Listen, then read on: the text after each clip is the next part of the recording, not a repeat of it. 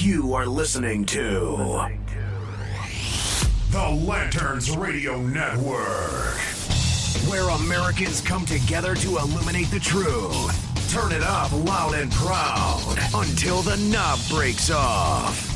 Lanterns, illuminating the truth.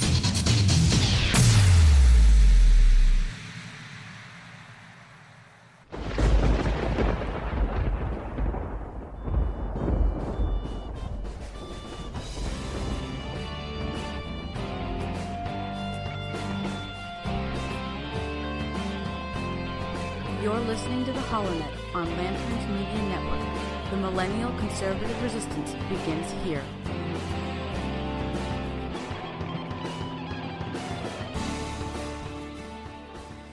That's right, the millennial conservative resistance begins right here, right now, with you.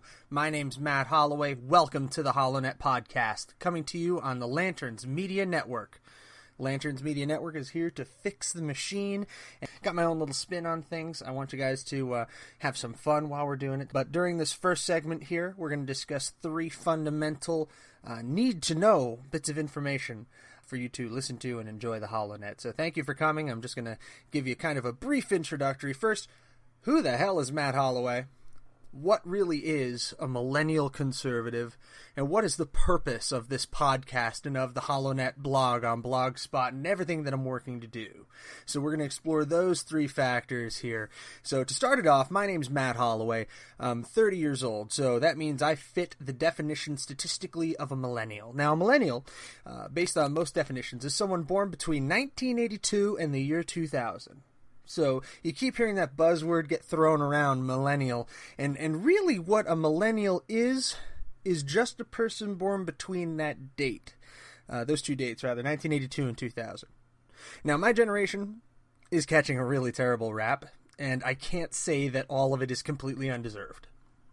A lot of people don't think there are conservative millennials out there, but I'll one-up you. I'm not just a conservative millennial, I'm a constitutional conservative millennial. There's a big difference. We'll get into that later. But not all of us are socialists. Not all of us are Occupy Wall Street, safe-zoned, triggered. I'm trying to find a way to not be insulting about this, but I'm coming up short because it's so easy.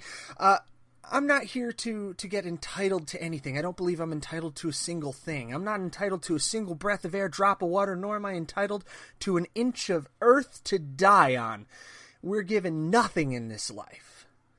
Everything in this life we make for ourselves through our own God-given skills and ambitions, and we reap what we sow in this world. And if we're humble for it and grateful for it, then I believe God rewards us. And that's a lot of who I am. Now, for the normal curricula vitae, the resume, if you will, like I said, I'm 30 years old. I live just west of Phoenix, Arizona. I'm originally from New Jersey, grew up there. Briefly attended Middlesex County College, majoring in journalism and radio broadcast. That didn't work out. Life got in the way. Yet another conservative talk show host who didn't finish college, so go on, left wing. Let me have it. I learned in the real world. I learned in the world of doing. Since I came to Arizona, I've been politically active. I'm a member of the local Republican Party here in LD 13 of Arizona. I'm a precinct committeeman for the last year or two. I'm also a member of the Arizona Republican Assembly, ASRA. Been to a couple of those meetings, and I've advocated for them for the last 2 years. I've also had the great pleasure, distinction, and honor to have been a contributor to theblaze.com. You can find my stories there at theblaze.com/author/Matthew-Holloway if you want to check out my work there. You can also find it on facebook.com/theblaze, where I had the good fortune to cover the Donald Trump rally here in Phoenix, Arizona back in July. I got to cover that live, so that was awesome. I got my first taste of live reporting for the Blaze via Facebook Live. Following that, I covered a protest outside the FBI building with the Arizona Patriot Movement. Made some friends with some great people there. And I also had to interview Dr. Kelly Ward during her primary run against sitting Senator John McCain, her unsuccessful primary run. I hear she's running again against Jeff Flake next go-around, by the way, so that's going to be something we're going to watch and we're going to pay attention to. Dr. Kelly Ward, by the way, has her own show now, I think, on 1100 Independent KFNX. So if you get a chance, I think she's on Wednesdays, 3 p.m. Pacific. I'll have to double-check that time for you. But she's great. I really enjoy her show. I think her theme song could use a little bit of work, but I've never been a huge fan of country. But I digress. What is a millennial conservative?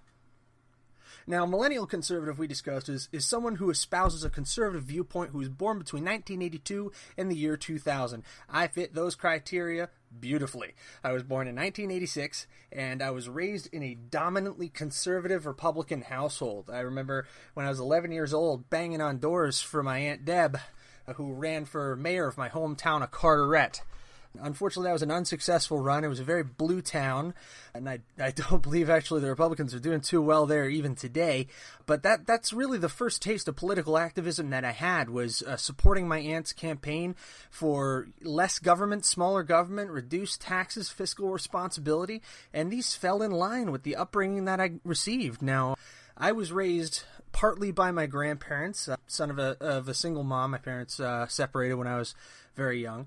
And I think that the influence of my grandparents' teachings, my grandfather was a Navy man and an officer of the Port Authority Police Department, New York, New Jersey, for over 20 years, and he brought the strong discipline of his military and law enforcement backgrounds to the family. My grandmother was a woman of German descent raised in an Italian neighborhood, so she brought a lot of those very home-centric traditions, and again, a lot of fiscal conservatism, a lot of no-nonsense, and all that shone through into my childhood. So naturally, conservatism appealed to me, and I know that statistically speaking, I may be in the minority for my age group, and it's very true. I have a tendency to get along a lot better with Gen Xers and older rather than my own age group. But I've also met some incredible conservative millennials, and a lot of them are right here on Lanterns Media Network. So if you have a chance to listen to any of my colleagues, they really are very, very awesome.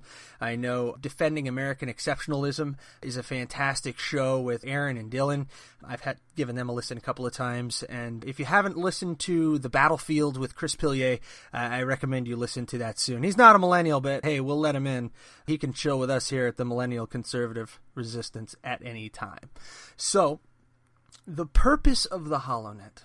What is the purpose of this beast that I have allowed to consume every moment of my spare time for the last 3 years?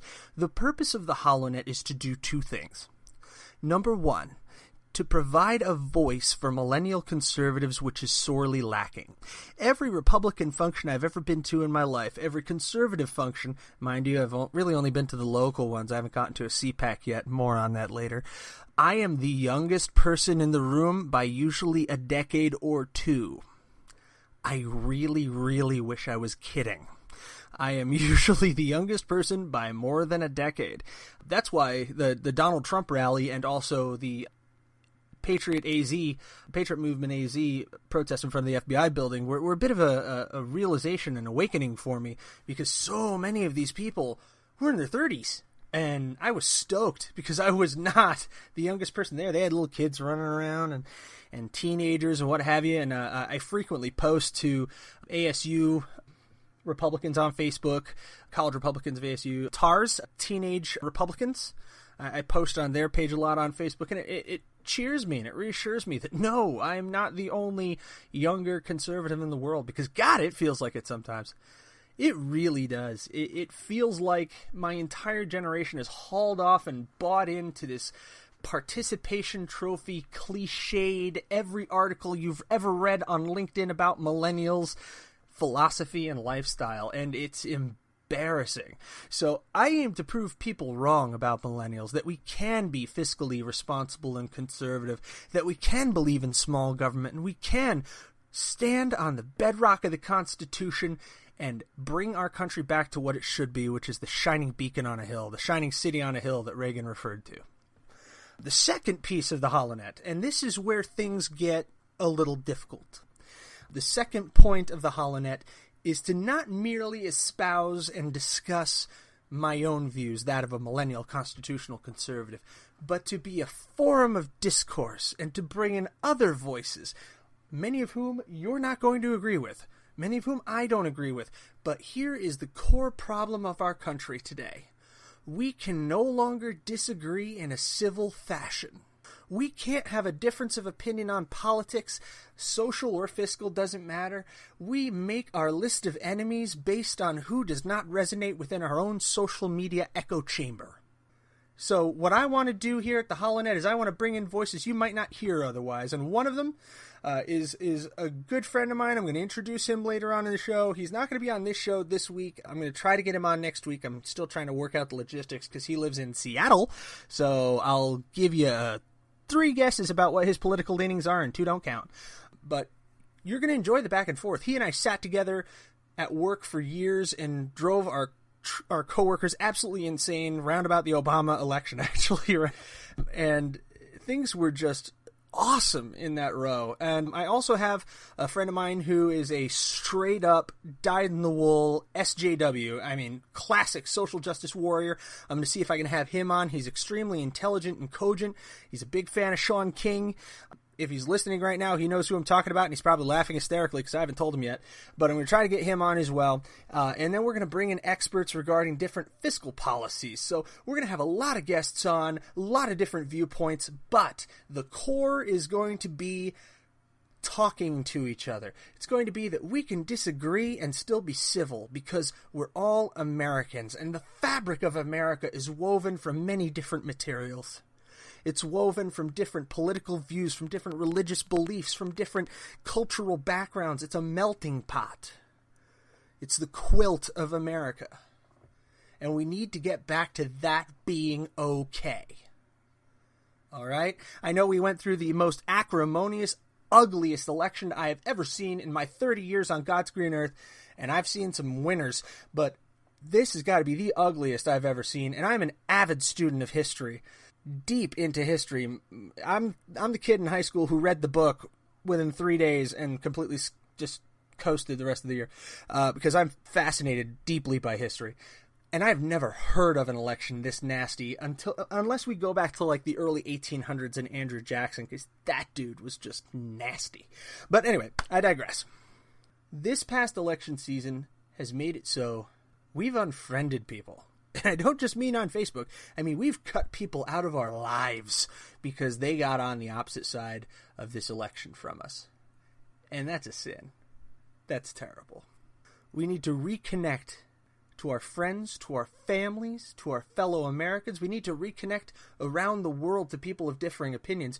I'm paying more attention to British media these days because they're going through the exact same struggle that we are. Brexit was just as much of a revelation to them of the conservative undercurrent of populism as Donald Trump's election was to us. So we are literally going through this side by side in real time with our cousins across the water, with the British. So we need to pay attention to them too. But all that and more you're going to find here on the HollowNet, on Lanterns Media Network. This is where we hold the line against the night. And the night does not mean the liberal agenda per se. The night is anarchy. The night is the breaking of all bonds of fellowship between fellow Americans and our fellow human beings around the world based on the premise of the dialectic, based on us living in an us versus them mentality.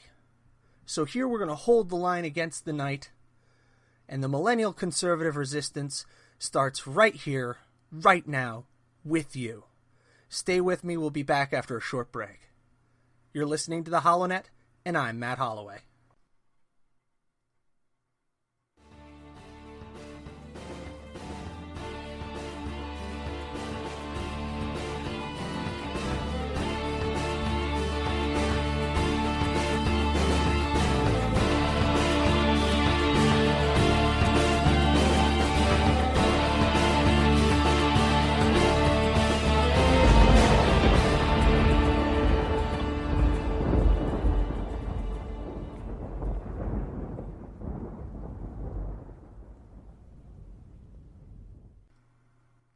Hey everybody, Matt Holloway here. I wanted to take a moment to talk to you about an amazing group of patriot entrepreneurs.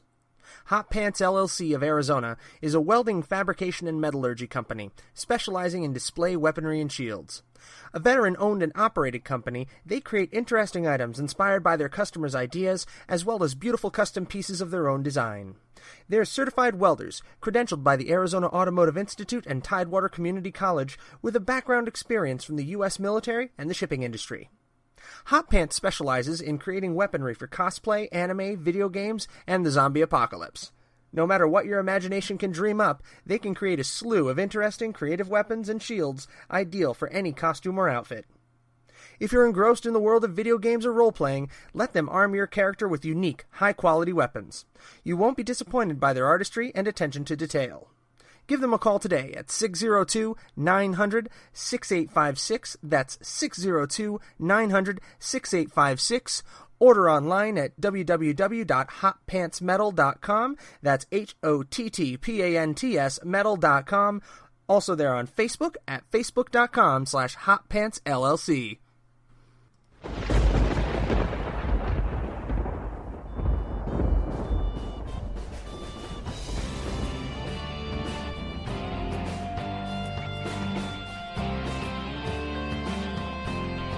You're listening to the HollowNet on Lanterns Media Network. The millennial conservative resistance begins here.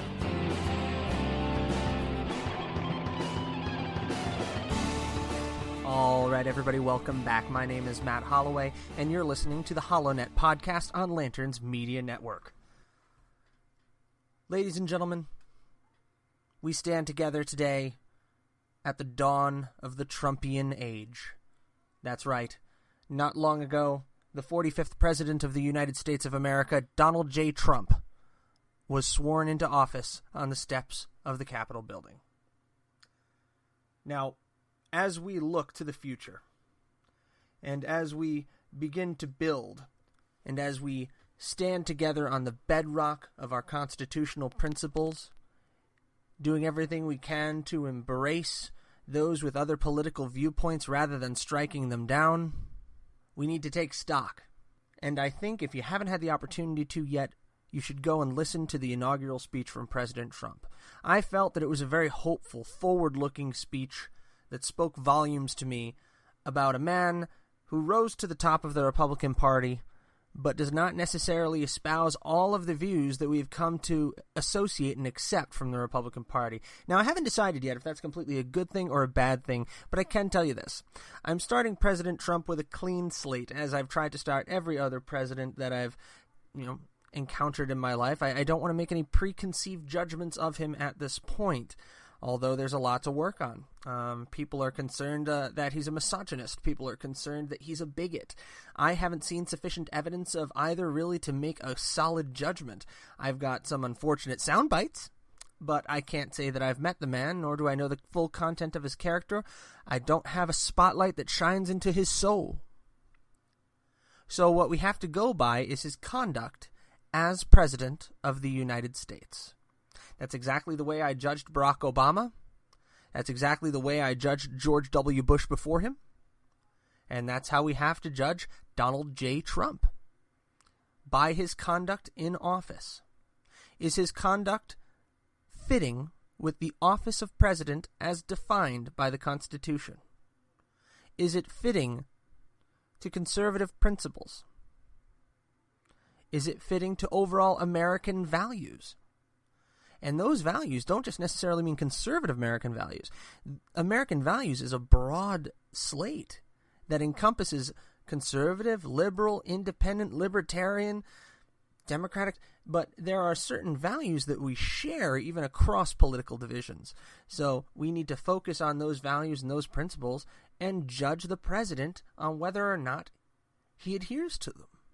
So I think from the inaugural speech, there was a single line that stood out most to me that really sets the path forward and really gives us the direction that the president seeks to move and his sense of urgency. So I'm going to go ahead and play that clip for you now.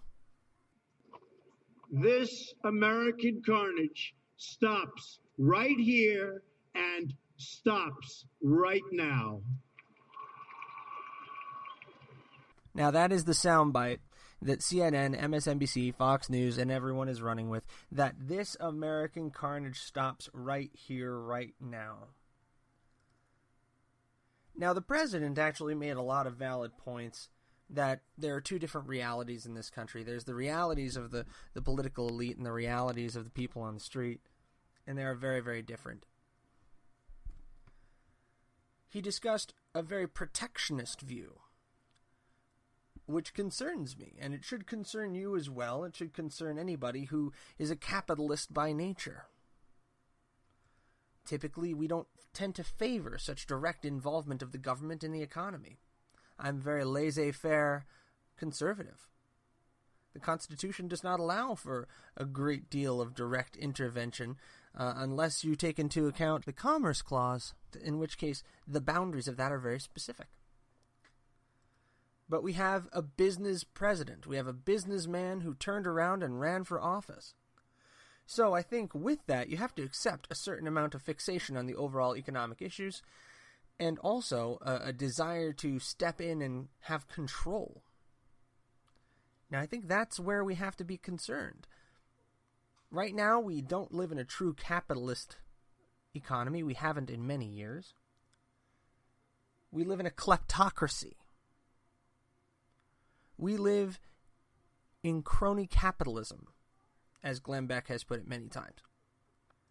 So is the solution massive state regulation to crack down on this? Is it controlling when, how, where companies can build factories, whether or not they can offshore?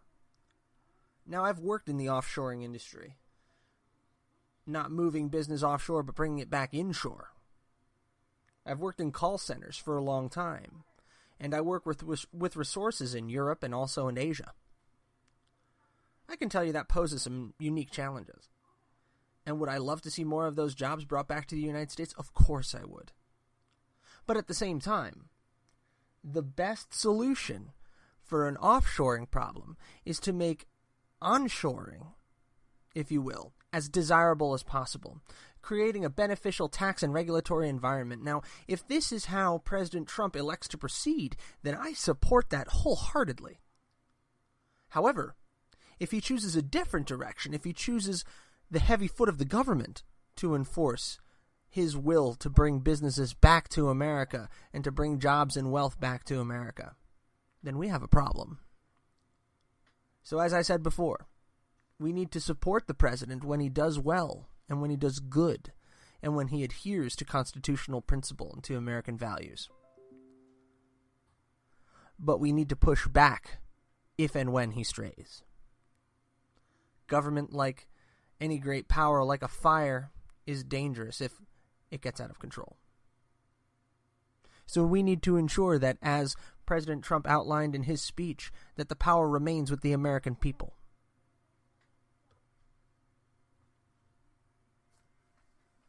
Now, I'd like to point out that MSNBC's Rachel Maddow said, and I quote, "It was militant and it was dark," before she proceeded to quote words that Donald Trump used. And she said, "The crime, the gangs, the drugs, this American carnage, disrepair, decay, you can't imagine the outgoing president giving a speech like that." I think what scared MSNBC and the left establishment so much was this line and this line right here. We will reinforce old alliances and form new ones and unite the civilized world against radical Islamic terrorism, which we will eradicate completely from the face of the earth. That's right, folks. We just had the 45th President of the United States of America, during his inaugural speech, declare unmitigated war on extremist Islamic terrorism. Wow. Every Republican and conservative that I know is saying about darn time. I wouldn't say darn, but I'm on the radio. But I think that, honestly, has the left quaking in their boots. And I think those are the two biggest takeaways from President Trump's speech. That it was a hopeful speech. But it was also a speech intended to terrorize terrorism. This is the closest I think we may ever get in real life to the Be Afraid speech from the American president delivered by Harrison Ford. I have to admit, I felt a great deal of pride and hope during President Trump's speech, but also a great deal of concern. Concern for a protectionist economy, which is not the American way. Concern for a non-interventionist government, but also great hope because of this one line.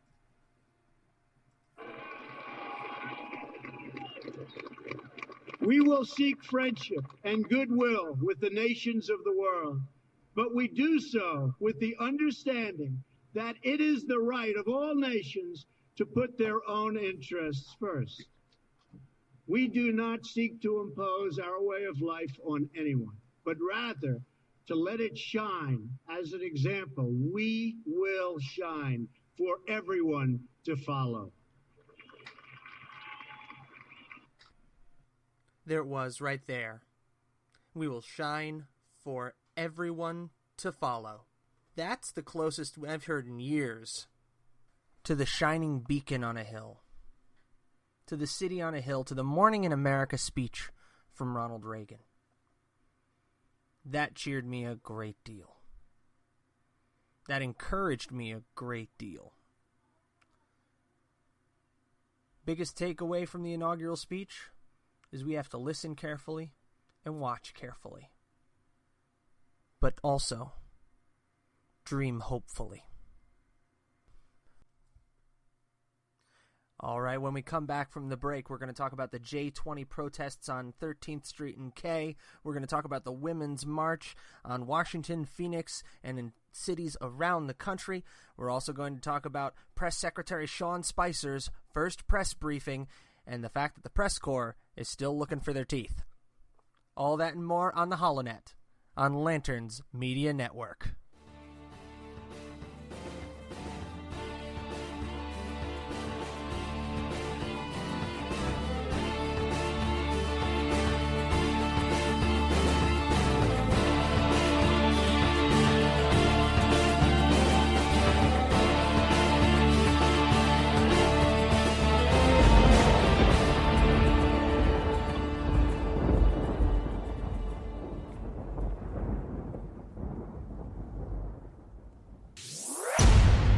You are listening to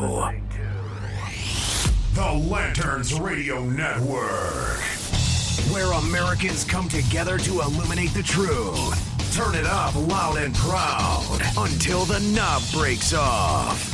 Lanterns, illuminating the truth.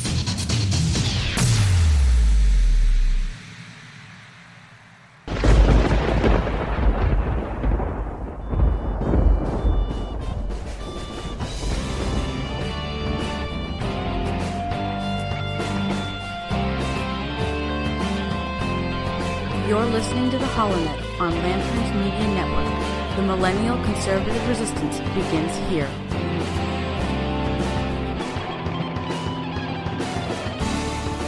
Welcome back, everybody. My name is Matt Holloway, and you're listening to the HollowNet podcast on the Lanterns Media Network. Thanks for sticking with us. Now, right before we went to the break, I said we were going to talk a little bit about the J20 riots in Washington, D.C., about the Women's March over the weekend that took place on Saturday, and we're also going to talk about the new press secretary of the Trump administration, Sean Spicer's daily briefings, which I have been watching every day. I watched the Saturday statement, which followed, which was bafflingly centered on the number of spectators present for the inauguration rather than a statement responding to the protests nationwide that some sources put at 2 million plus participants, making it one of the largest protests in the history of the United States. But first thing I wanted to start with is actually something very dear to my heart, very close to my heart. if you don't keep up with the local news here in the Phoenix market, we recently had a Good Samaritan come to the rescue of one of our Department of Public Safety highway patrolmen, Patrolman Anderson. Patrolman Anderson was savagely attacked. He was blindsided while coming to the assistance of a driver in distress, a driver that had just had an accident on the side of the I-10. And a Good Samaritan by the name of Thomas Yoxall came to his defense, and unfortunately had to draw his concealed carry weapon and dispatch the assailant who was savagely beating Trooper Anderson, and would not respond to his calls to desist. So I wanted to go to Governor Doug Ducey's Twitter account, a recent statement from Thomas Yoxall that shows just what a decent, good soul this man appears to be, and he's truly a hero. And I know the Anderson family and the Department of Public Safety and everyone in Arizona who backs the blue gets a little bit choked up just listening to this. It's hard to listen to. It's emotional stuff. This is a man who is truly and deeply regretful that he was forced by circumstances to take a life, but definitely realizes the weight of it. So I'm going to go to the statement from Thomas Yoxall now. That morning, I never would have dreamt that I was going to save somebody's life, let alone take the life of another individual. It is something that will stick with me. As I was coming up onto the scene, slowing down, I can see Trooper Anderson's lights on and the flares in the road. As I proceeded to go forward, I noticed the suspect on top of Trooper Anderson, beating him in a savage way. I immediately pulled over, responded to Trooper Anderson. My commands were ignored by the suspect as Trooper Anderson called out for help. And I alleviated the threat to him.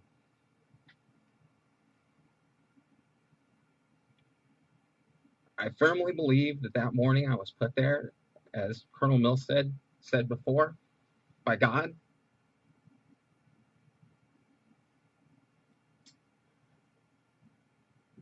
It's difficult to think about that day still.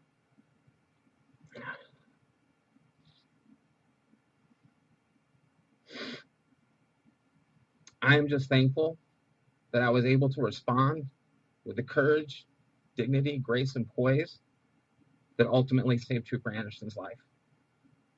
So that was Thomas Yoxall, Good Samaritan of Arizona, a hero who, as he noted, was able to find the courage within himself to rescue one of our troopers who had been just savagely ambushed. Now, there are many stories like this, many difficult tales to tell, but tales that need to be told nonetheless, of concealed carry holders, of armed civilians who come to the rescue of their own rescuers, who stand up and who don't shirk away and flee and cower, but stand up and defend themselves and defend others. And I thank God that Mr. Yoxall was there, and that he was able to rescue Trooper Anderson, and that so many other brave armed Americans are there and are ready every single day. See, I live in Arizona. I mean, everybody here carries a gun. Same thing goes in Texas. I grew up in New Jersey, so when I moved out here at first, it was very, very unusual for me to see somebody walking around with a holstered weapon. I remember I worked at an electronics store, and I was helping a woman in the cellular phone section, and this had to be a 75-year-old woman. She lived way out in the West Valley of Arizona, and I noticed that she was carrying a .357 Magnum. Now, make no mistake, this woman was in her 70s. I think she stood 4'9", 4'8", maybe weighed 90 pounds soaking wet plus the gun. And I asked her, half jokingly, I said, "Ma'am, do you mind if I ask you a question?" She said, "Go right ahead, son." I said, "Ma'am, are you able to successfully discharge that firearm?" And she said, "Son, I've only got to do it once." And that was the answer to my question right there. She smiled in the gentle but firm smile of somebody who's lived on the fringe for a good long time. And that taught me everything I ever needed to know about Arizonans. Just like Mr. Thomas Yoxall did today. So, I digress. That was not in my plan for this segment. But I did promise you we were going to talk a little bit about Mr. Sean Spicer, and so we are. I've been telling you, I've been watching these daily press briefings, and a big shout out to Fox News for putting these on Facebook Live. It's been fabulous being able to watch these, just like any member of the press. And Sean Spicer got off to a rocky start on Saturday, and I know that this has been the fodder of absolutely every talk radio show coast to coast for the last 2 days of why are we arguing over the inauguration attendance totals, and why is this a factor? And to be honest with you, I don't know, and I think Sean Spicer tried to explain it a little bit today, but in the subsequent briefings, in Monday's briefing, in today's briefing, today, by the way, is Tuesday, January 24th, 2017, when I'm recording this. In today's briefing, Sean Spicer has a couple of common themes. One of the common themes that I've noticed of the last 2 days was, it's day one. Now today, it's day two. And also that the president is a businessman and a deal maker. Now, this is something that we heard over and over again during the campaign process, and it really is accurate, that the president is a deal maker, and this is how he operates. And I just keep hearing the press hit again and again and again on the same 3 or 4 points that are going nowhere, such as the inauguration attendance statistics, going after the alternative facts. And I have to say, I think Sean Spicer's doing a bang-up job. I think he's in a lousy position, though, because that Saturday statement that he had to throw out just completely sucked away the legitimacy of his position. And now he has to rebuild from one, which is a difficult position to start from, to be sure, especially as press secretary in a not very friendly room. Now, I had said we're going to talk about the Women's March of over 2 million people marching over the weekend, and we're going to talk about the J20 riots. The J20 riots were, I think, despicable. Down on K Street and 13th in Washington, D.C. Just a small group of small-minded people in my eyes.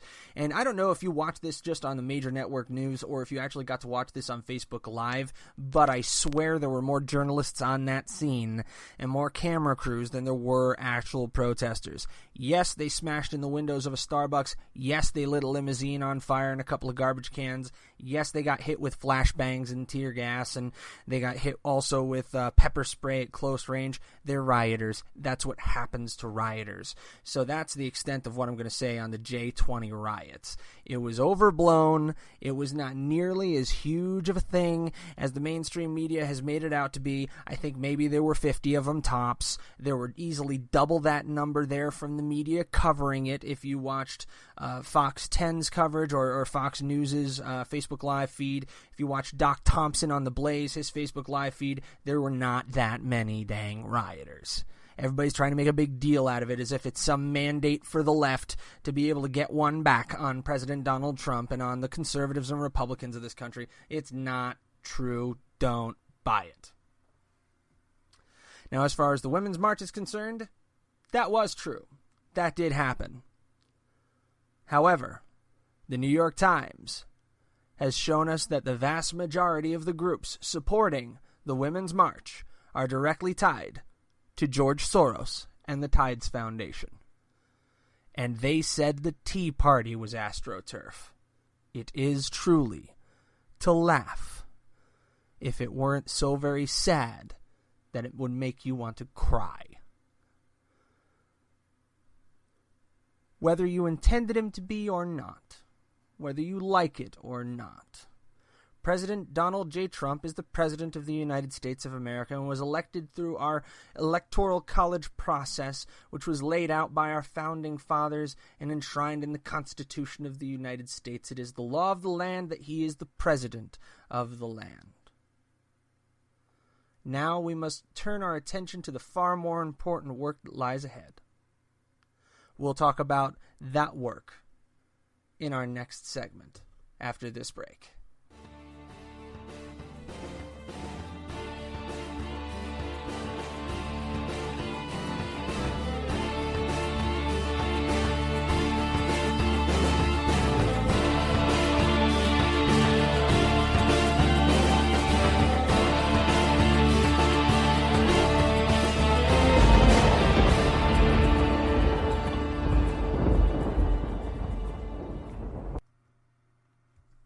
Hey everyone, this is Matt Holloway, and I hope you're enjoying our podcast so far. It's been exciting putting this together for you, and I'm looking forward to many more to come.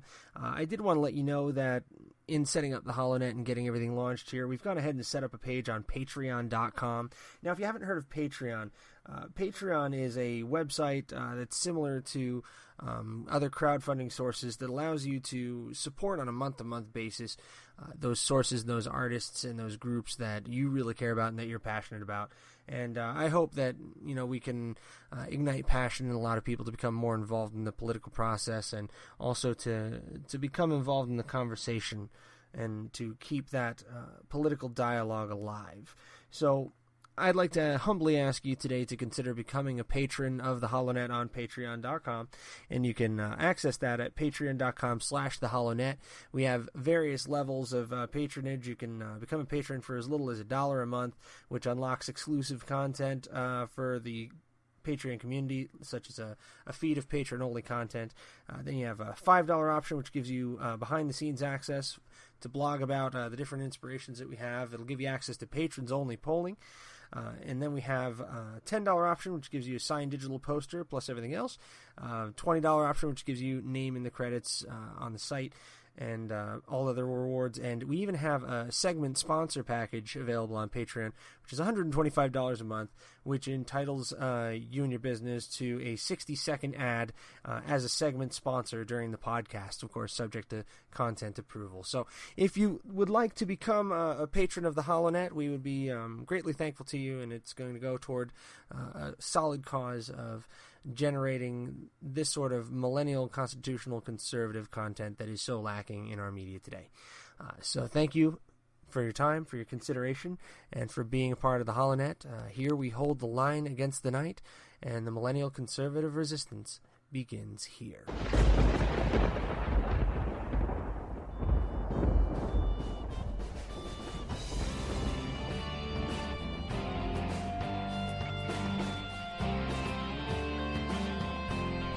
You're listening to the HollowNet on Lanterns Media Network. The millennial conservative resistance begins here.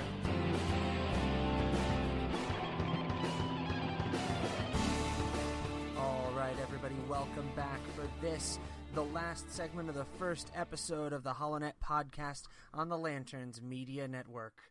Thank you so much for sticking with me thus far. As I promised going into the break, we have a little bit to go over in regards specifically to the work that needs to be done now that President Donald J. Trump is sworn in and we're set to go. We need to get moving. Now, as I spoke of earlier, we're not here just to hold the line against the night and really sock it to the liberals for the next 4 to 8 years. No, we're here to work together. As Lanterns.Buzz says, we're here to fix the machine. We're here to make this country a better one than we found it and get back to the conservative constitutional principles of our forefathers. And I am so excited that convened on January 3rd, in just 3 short weeks, our 115th Congress has already put out some of the most exciting legislation I've ever seen on deck. On January 3rd, Senator Ted Cruz of Texas and U.S. Rep. Ron DeSantis of Florida proposed an amendment to the Constitution which would impose term limits on members of Congress. This amendment would limit U.S. senators to 2 6-year terms and members of the House of Representatives to 3 2-year terms. Now, I am so stoked. You want to talk about draining the swamp? There it is, folks. Right there for the world to see. I mean, this endless cycle of continually electing and re-electing these same 100 to 200 for the House representatives and senators that just keep perpetuating the same madness year after year, this deeply ingrained sickness of huge government deficit spending. We wonder why we can't get anything different. I'll tell you why. The definition of insanity is repeating the same action again and again and hoping for a better result. Now, I live in Arizona. Arizona is home to Senator John McCain, who served his country and served it well for many years, but in the last couple has drifted significantly from what I believe are the core tenets of conservative principles. And that's unfortunate, because absolute power corrupts absolutely. And time in the swamp turns anybody into a gator. Time in that swamp of Washington, D.C., unfortunately, forced the Mustang, as he used to be called, I believe. It was either the Mustang or the Renegade, either way it sounded cool. Forced him to concede. It forced him to fall back and to pull away from some of the core principles of his constituents. And he nearly got ousted out of office this past term by Dr. Kelly Ward, who, coming up here in 2018, is going to be renewing her fight against Senator Jeff Flake this time to bring conservative new blood into the Senate. And we're going to be paying very careful attention to that. I'm going to try to get Dr. Kelly Ward to join us here on the podcast. She's got a lot of things going for her right now. I believe she's got her own show right now as well on 1100 Independent Talk KFNX here in Phoenix. So I'm really excited about the term limits amendment. And there have been detractors to it, and I've appeared on a couple of local stations talking about it here, and I've also had an exchange with a good friend of mine who is a host of a show out here and also has one in San Diego, I believe. And he's dead set against it, and he believes the problem there is that you lose the good experience.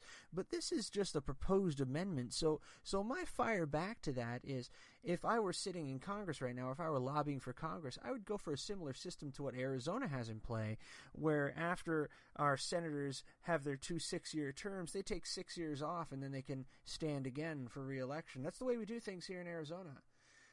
Or same thing with the House, they have their 3 2-year terms, then they stand down for 2 years, and then they can run again. That way, our representatives and our senators are forced to go back to their constituencies and see what it's like to live in the real world for a couple of years before they trudge their way back to the Hill. So that's my thoughts on the term limit amendment. Now, on January 5th, the House passed the REINS Act. Now, the REINS Act, as cool as that name sounds, is the Regulations from the Executive in Need of Scrutiny Act of 2015. Now, this bill would require Congress to approve all new major regulations, which it defines as any regulation imposing $100 million or more in costs to the economy. Now, a lot of people, sit down and say, well, $100 million, God, that's a lot of money. What if this regulation doesn't hurt my business by $100 million? No, that's not it. Does it impact the overall economy by $100 million? And if it costs every small business in the country $200 or $100, then that's going to build up very, very quickly. And that's going to get up to that $100 million price tag like that. So don't even worry about it. It's a great piece of legislation. I sincerely hope that it passes, because it slams the brakes on the runaway EPA, the NLRB, which is the National Labor Relations Board, and all of the massive regulatory apparati that are choking small business entrepreneurship here in the United States. So I'm excited about that.